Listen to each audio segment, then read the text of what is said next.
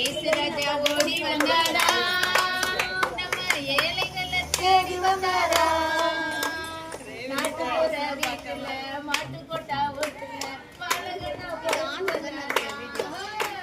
ஏசுராஜா ஓடி வந்தாரா நம்ம ஏழைகளை தேடி வந்தாரா நாட்டுப்புற வீட்டுல மாட்டு கொட்டா ஓட்டுல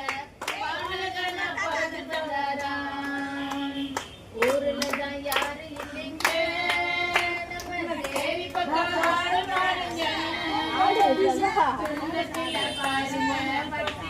பாருங்க பணிபுரிய இளையருங்க ஓடி வந்தாரா நம்ம ஏழைகளை தேடி வந்தாரா நாட்டுப்புற வீட்டுல மாட்டு கொட்டா வீட்டுல பாலகனா பிறந்து வந்தாரா